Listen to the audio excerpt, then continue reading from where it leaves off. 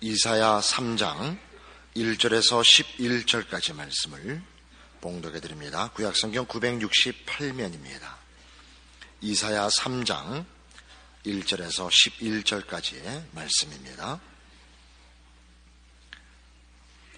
보라, 주 만군의 여호와께서 예루살렘과 유다에 의뢰하며 의지하는 것을 제하여 버리시되 곧 그 의뢰하는 모든 양식과 그 의뢰하는 모든 물과 용사와 전사와 재판관과 선지자와 복술자와 장로와 50부장과 귀인과 모사와 공교한 장인과 능란한 유술자를 그리 하실 것이며, 그가 또 아이들로 그들의 방백을 삼으시며 적자들로 그들을 다스리게 하시리니, 백성이 서로 학대하며 각기 이웃을 잔해하며 아이가 노인에게 비천한 자가 존귀한 자에게 교만할 것이며, 혹시 사람이 그 아비의 집에서 그 형제를 붙잡고 말하기를 너는 의복이 오히려 있으니 우리의 관장이 되어 이 멸망을 내 수하에 두라 할 것이면, 그날에 그가 소리를 높여 이르기를 나는 고치는 자가 되지 않겠노라.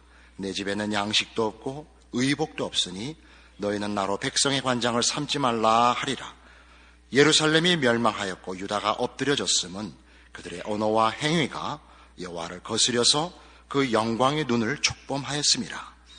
그들의 안색이 스스로 증거하며 그 죄를 발표하고 숨기지 아니함이 소돔과 같으니 그들의 영혼에 화가 있을진저 그들이 재앙을 자취하였도다.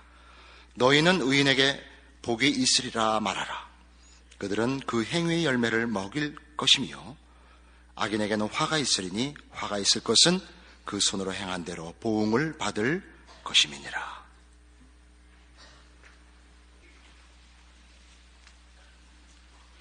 신약성경 240페이지 로마서 1장 18절 이하를 봅니다. 하나님의 진노가 불의로 진리를 막는 사람들의 모든 경건치 않음과 불의에 대하여 하늘로 쫓아 나타나나니 이는 하나님을 알만한 것이 저희 속에 보임이라. 하나님께서 이를 저희에게 보이셨느니라. 창세로부터 그의 보이지 아니하는 것들 곧 그의 영원하신 능력과 신성이 그 만드신 만물에 분명히 보여 알게 되나니 그러므로 저희가 핑계치 못할지니라. 하나님을 알되 하나님으로 영화롭게도 아니하며 감사치도 아니하고 오히려 그 생각이 허망하여지며 미련한 마음이 어두워졌나니 스스로 지혜 있다나 우준하게 되어 썩어지지 아니하는 하나님의 영광을 썩어질 사람과 금수와 버러지 형상의 우상으로 바꾸었느니라. 그러므로 하나님께서 이를 마음의 정욕대로 더러움에 내어버려 두사 저희 몸을 서로 욕되게 하셨으니 이는 저희가 하나님의 진리를 거짓 것으로 바꾸어 피조물을 조물보다 더 경배하고 섬김이라. 주는 것 영원히 찬송할이시로다. 아멘. 여기 우리 지금 확인하려고 하는 것은 이스라엘의 불신앙과 하나님을 배반한 것으로 인하여 하나님이 내리시는 벌들을 생각하고 있는데, 로마서 1장 지금 본 내용에 의하면 이런 벌들은, 이런 심판은 특별히 하나님이 그 심판으로 내리실 필요 없이 하나님을 배반하면 당연하게 필연적으로 오는, 즉 자초하는 심판이라는 것입니다. 다시 보죠. 18절에 보시면 하나님의 진노가 불의한 자들에게 임할 것인데, 그 불의는 모든 경건치 않음과 불의에 대하여 나타납니다. 즉 모든 불의는 불경의 결과라는 것입니다. 불경, 하나님을 하나님으로 대접하지 않으며 하나님을 외면하면 당연히 불의한 일들이 생긴다는 것입니다. 21절에 보는 바와 같이 하나님을 알되 하나님으로 영화롭게도 아니하며 감사치도 아니하고 오히려 그 생각이 허망하여지며 미련한 마음이 어두워져서 우상을 섬길 수밖에 없고, 그래서 하나님을 외면한 당연한 결과로 저희의 마음의 정욕대로 더러움에 살 수밖에 없다는 것입니다. 그래서 28절 가시면 또한 저희가 마음에 하나님 두기를 싫어하며 하나님께서 저희를 그 상실한 마음대로 내어버려 두사 합당치 못한 일을 하게 하신다 이겁니다. 그러니까 이 합당치 못한 일은 하나님이 일부러 시키는 것이 아니라 하나님을 마음에 두지 않는 자들, 그 상실한 마음이 저지르는 필연적인 결과라는 것이죠. 그래서 29절 이하에 있는 불의, 추악, 탐욕, 악의, 시기, 살인, 분쟁, 사기, 악독, 비방, 능욕, 교만, 이런 모든 일들이 당연하게 귀결된다는 것입니다. 하나님을 배반하면 인간은 개인적으로나 사회적으로나 국가적으로나 서 있을 수가 없다는 것이죠. 왜냐하면 하나님만이 진리와 질서와 복과 가치의 유일한 근거요 근원이시기 때문입니다. 태양을 없애고 농사를 지을 수 없고 지구를 떠나서 인생을 살 수 없는 것과 같습니다. 고기가 물을 떠날 수 없고 사람이 숨을 쉬지 않고 뭘 할 수 없듯이 하나님 없이 우리는 아무것도 할 수 없습니다. 하나님이 우리의 필요의 모든 것입니다. 그러니까 하나님을 모르는 자들, 우리 신자들의 입장에서 하나님을 외면하고 불순종하는 거야 더 말할 것도 없습니다만은 일반 자연인의 경우에도 하나님께서는 인간의 삶 속에 이런 기본적인 은총을 허락하십니다. 양심, 윤리, 도덕, 상식 같은 것을 허락하십니다. 그런 것이 깨지면 그 사회와 그 나라는 존속되지 못합니다. 우리 아까 본 다시 이사야 3장으로 돌아와 보시면 하나님을 외면하면 어떤 일이 생기는가? 각기 이웃을 잔해하며 아이가 노인에게 비천한 자가 존귀한 자에게 교만할 것입니다. 사회의 모든 질서가 깨지는 것을 말합니다. 어느 시대나 인류의 역사를 헤쳐보면 하나님 없이 사는 사회의 난맥상은 공통됩니다. 거기에는 윤리와 도덕이 먼저 깨어지고 윤리와 도덕과 양심이 깨어지면 그 사회는 붕괴합니다. 우리 사회도 지금 그런 모습을 여러 군데서 보고 있습니다. 가장 큰 역량과 덕목이 요구되는 지도자의 자리에 자격이 없는 사람들이 자꾸만 나섭니다. 그것은 이 사회가 그 기본을 잃고 있기 때문입니다. 예전에는 죄를 지면 부끄러워하고 두려워했습니다. 그러니까 집에 도둑이 들어왔을 때 도둑이야 그러면 도망갔습니다. 요새는 도둑이야 그러면 팹니다. 그러니까 가만히 자다가 도둑이 온 걸 알면 자는 척 해야 되죠. 절대 깨워도 안 일어나야지. 괜히 있겠다가 망하는 거죠.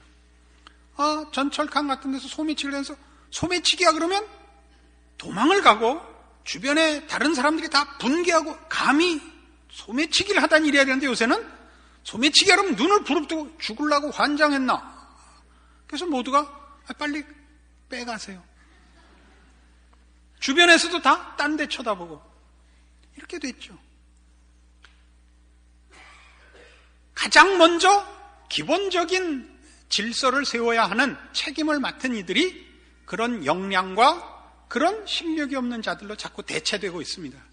그래서 굳이 뭐라고 할 필요는 없습니다만 정치판이 그렇게 되고 있습니다.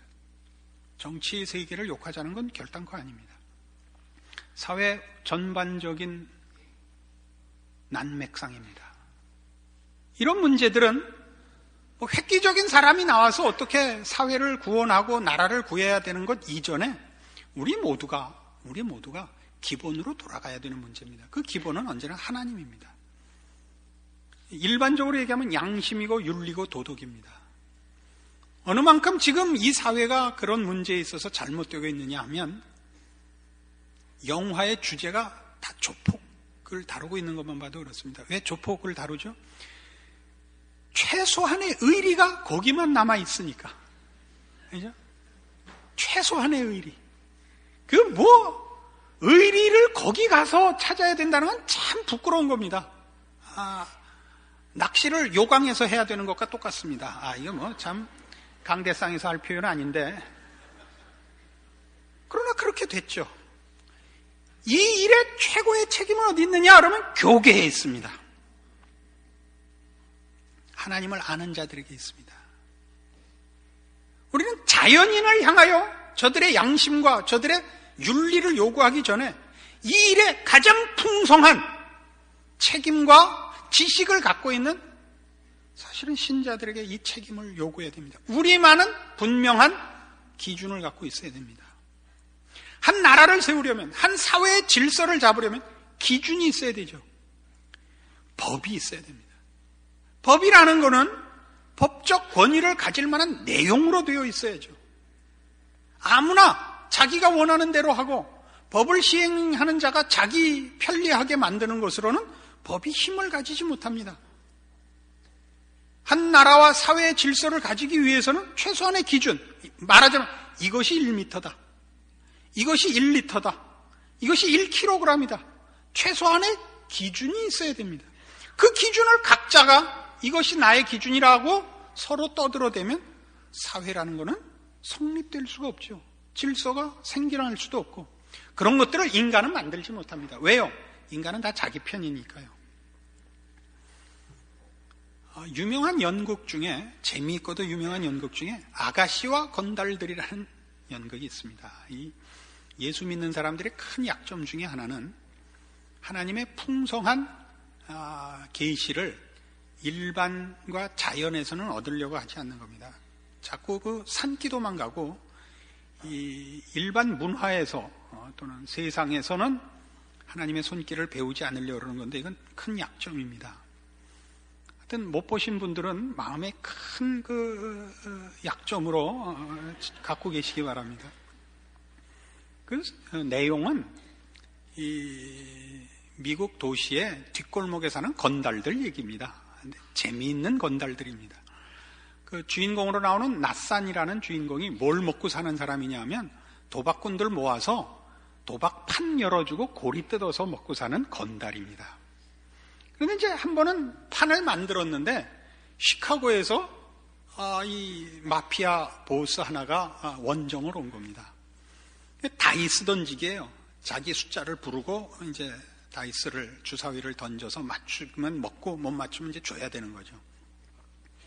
근데 이 마피아 보스가 돈을 다 잃었어요. 그 극중 이름은 빅줄입니다. 빅줄이 이제 돈을 다 잃어가지고 드디어 떼를 쓰기 시작하는 겁니다.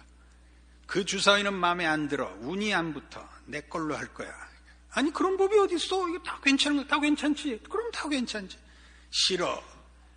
내 걸로 할 거야. 그런 법이 어디 있어? 권총을 쓱 뽑는 거예요. 좋아. 네 걸로 해. 다이스를 꺼냈어요. 아니 이거 눈깔이 없잖아. 나는 보여. 그런 법이 어디 있어? 우리는 안 보여. 권총을 또 보여. 해. 자, 돈들 걸어. 나는 7이야. 던졌어요. 7이다. 뭐가 7이야? 안 보여, 이게? 그거 다 잃었어요. 다 잃었다. 서로가 각자의 주사위를 꺼내고, 내 눈에는 보인다고 우기는 것. 하나님 없으면 생기는 인간의 이기심이요, 부패함이요, 무지함이요, 고집입니다. 하나님 없으면 인간은 모두가 각자 주인이 되고 신이 되고 상대방을 신하로 요구합니다. 종으로 요구합니다. 거기 어떻게 평화가 있고 질서가 있고 사회나 국가가 공동체가 성립이 되겠습니까? 모두가 상대방을 자기의 이익거리로밖에는 생각하지 않는데요. 그게 벌이죠. 그게 벌이란 말입니다. 어디서부터 출발한다고요? 하나님을 외면하면 이 벌이 필연적으로 결과됩니다. 그건 아까도 얘기한 것 같이 태양을 외면하고 농사 짓자는 얘기입니다. 물 없이 고기 키우자는 얘기입니다. 그게 이스라엘이 받은 벌이요. 인류가 지금까지 살아온 역사 내내 당한 교훈입니다. 사람들은 이 교훈을 받아들이지 않습니다. 오늘 우리의 싸움도 동일합니다. 우리도 동일하게 하나님을 가치와 의미와 진리와 운명과 질서의 근거로 삼아야 합니다. 내 고집, 내 이익, 나 좋은 것으로 삼지 않아야 됩니다. 그러면 거기에는 평화도 없고 행복도 없고 존재할 수가 없고 그의 존재가 의미가 있을 수가 없습니다. 자멸만이 있습니다. 에베소 4장에 가시면 신약 성경에서는 이런 표현으로 이런 하나님 없는 상태를 묘사하고 있습니다. 신약 성경 314페이지 에베소서 4장 17절입니다. 그러므로 내가 이것을 말하며 주 안에서 증거하노니 이제부터는 이방인이 그 마음에 허망한 것으로 행함같이 너희는 행하지 말라. 저희 총명이 어두워지고 저희 가운데 있는 무지함과 저희 마음이 굳어짐으로 말미암아 하나님의 생명에서 떠나 있도다. 저희가 감각 없는 자 되어 자신을 방탕에 방임하여 모든 더러운 것을 욕심으로 행한다 이겁니다. 그 마음이 허망합니다. 사람은 아주 기준을 스스로 세울 수가 없습니다. 질서를 만들 수가 없습니다. 허망합니다. 눈금을 그릴 수가 없습니다. 총명이 어두워지고 무지합니다. 그런데 고집을 부립니다. 그 마음이 굳어져 있습니다. 절대 타협하거나 확인하려고 하지 않습니다. 사람은 무식할수록 고집이 센 법입니다. 이런 것들은 모두 다 하나님의 생명에서 떠나 있고 감각 없어서 그렇습니다. 감각이 없습니다. 어느 눈금에 걸리질 않습니다. 이게 1m인지 이게 1kg인지 이게 1리터인지 정할 수가 없습니다. 눈금이 없으니까 감각되지가 않죠. 차선 없는 길을 운전하는 것과 같죠. 거기 무슨 중앙선 침범이 있겠습니까? 차선이 없는데, 광야를 달리는데. 하나님이 없으면 이렇게 되는 겁니다. 그러니까 여러분 인생을 확인해 보십시오. 여러분 인생에 그 막막함과 그 허무함과 그 불안함은 다 어디서 오는가? 여러분이 방향을 잡을 수 없고 여러분이 질서를 세우지 못한 탓이며, 그렇게 된 데는 하나님을 외면한 이유 단 하나밖에 없습니다. 하나님을 여러분의 주인으로 삼고 그로부터 여러분의 생명과 진리와 질서와 근거를 공급받으시면 여러분은 여러분의 자리를 찾게 되십니다. 여러분의 할 일이 있습니다. 여러분은 비로소 여러분 존재와 여러분 인생에 할 일이 생기고 자랑거리가 있고 보람이 있게 되십니다. 성경은 이걸 지적하고 있는 것입니다. 우리는 이 문제에 대하여 아무도 사실은 이 성경을 외면하고 하나님을 외면하고는 판단할 수도 심판할 수도 없습니다.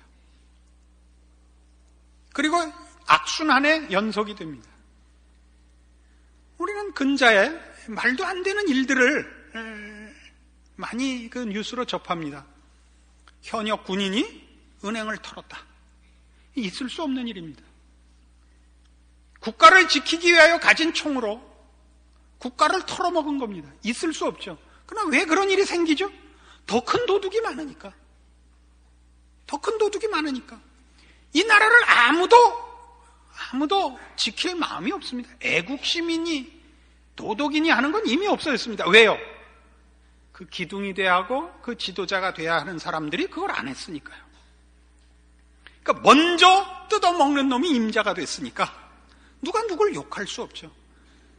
우리 나라를 공격하거나 국가를 개탄하려는 마음이 없습니다. 저는 하나님 없으면 자초되는 필연적인 결과입니다. 우리나라만의 문제가 아니고 어느 사회, 어느 시대, 어느 나라에서건 하나님 없이 나라를, 사회를, 인생을 지탱할 다른 방법이 없다는 걸 확인하자 이겁니다. 은행원이 돈 갖고 튀죠. 자기가 출납을 책임지고 있으니까. 그러니까 책임은 없고 기회만 남은 것입니다. 무슨 기회? 범죄할 기회만 남았습니다. 그리고 우리는 모두 그런 속에서, 그래서 우리 스스로에게나 우리 자녀에게 기준을 가져야 된다고 가르치지 않고 약삭 빠르라고 가르치고 있습니다. 그죠? 약삭 빠르라고. 공부를 잘하고 좋은 대학을 가야 더 큰 도둑질을 할 자리에 앉게 된다 이겁니다. 그거죠. 그래서 좋은 대학 가려는 거 아니에요? 좋은 대학 나와서 훌륭한 사람 이름 대봐요, 우리나라에. 박정희가 좋은 대학 나왔다는 얘기를 들은 적이 없고, 이순신이 좋은 대학 나온 적 없고, 유관순이 좋은 대학 나온 적 없습니다. 그러나 좋은 대학 나오고 나쁜 놈들 이름을 저는 전화번호부로 하나 될 수 있습니다. 학교 얘기도 아닙니다. 여러분은 지금 여러분 삶의 가치와 목표를 어디다 두고 있는가 보십시오. 여러분들도 영향을 받아서 더 약삭 빠르고 더 먼저 기회를 잡으려는 그런 생각 외에 아무것도 없고, 그러지 못하는 자리에 있는 것을 서로 한탄하고 서로 불만을 토로하고 있을 뿐인 것입니다.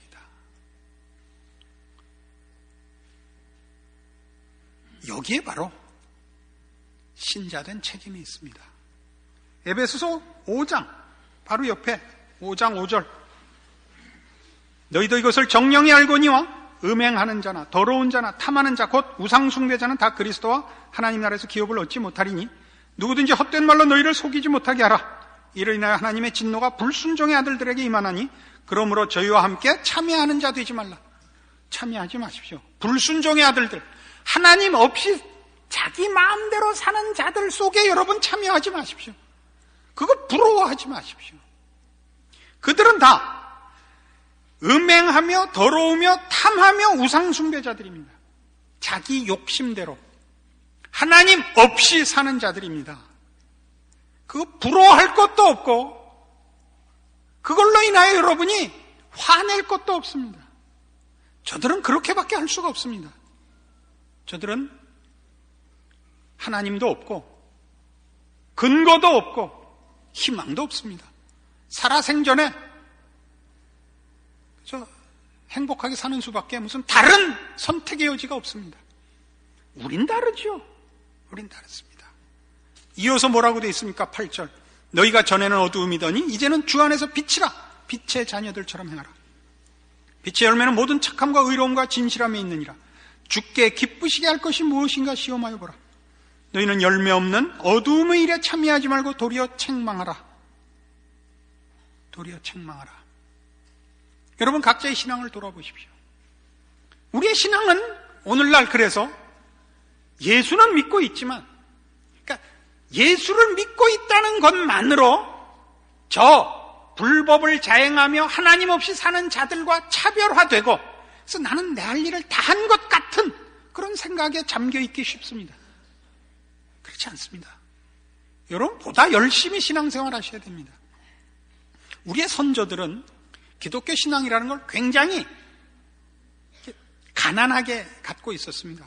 지금 여러분이 아는 것만큼 신앙의 내용을 풍성히 알고 있지 못했습니다. 그때는 예수를 믿어야 천국에 간다, 이것이 핵심이었고 내용이 거기서 별로 넓혀지지 못했습니다.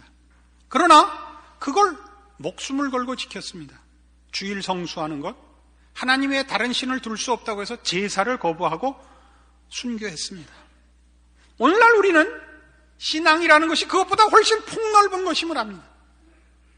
성수주일, 제사 지내지 않는 것 정도가 아니라 하나님의 사람으로 인생을 사는 것, 하나님의 사람으로 존재하는 인격적 책임이 있다는 걸 압니다.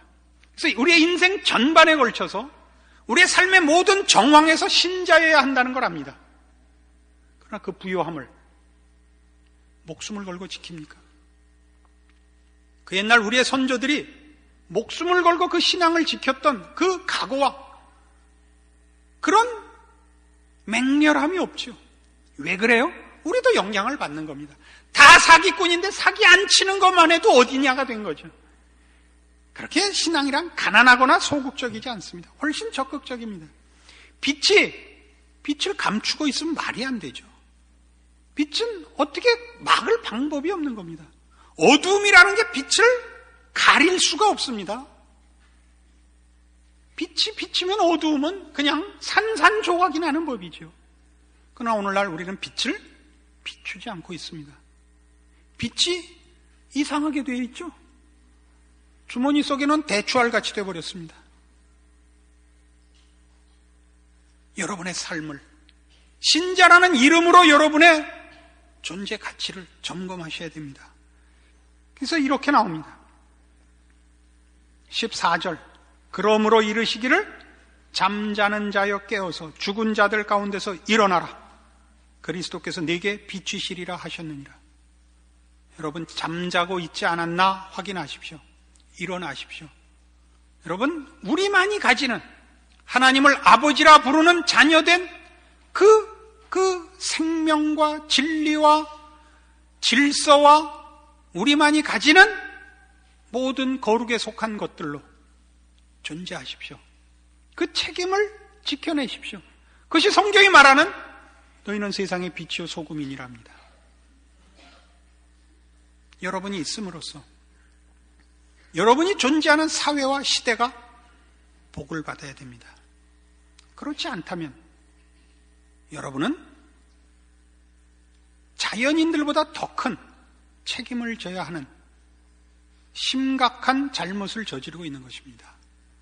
하나님을 알되 하나님으로 영화롭게 하지 않는, 여러분을 통하여 증거되어야 할 빛을 차단한, 하나님의 영광과 베푸시는 은총을 가로막은, 천국문을 닫고 그 열쇠를 감춰버린 그 죄를 여러분이 감수하셔야 됩니다.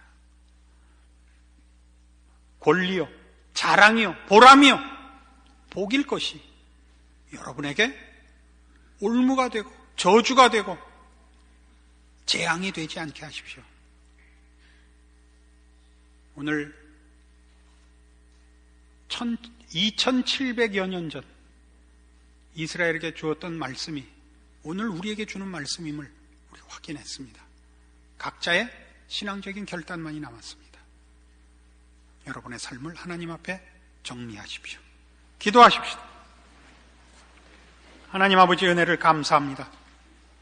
하나님의 자녀라는 이름으로 우리가 어떻게 살아야 하는지, 어떻게 존재해야 하는지, 우리의 존재가 소속된 사회와 시대 앞에 우리의 책임이 무엇인지 확인했습니다. 하나님만이 진리시며 생명이시며 복이시며 질서이십니다. 그 하나님을 아버지라 부르는 우리가 속한 사회와 시대 앞에서 그 책임을 완수하지 못하여 이 어두움이 임하고 있습니다. 마땅히 잠에서 깨야 하고 일어나 빛을 발하여야 합니다. 그 영광된 권리들을 감당해내는 우리가 되게 하여 주시옵소서. 예수님 이름으로 기도합니다. 아멘.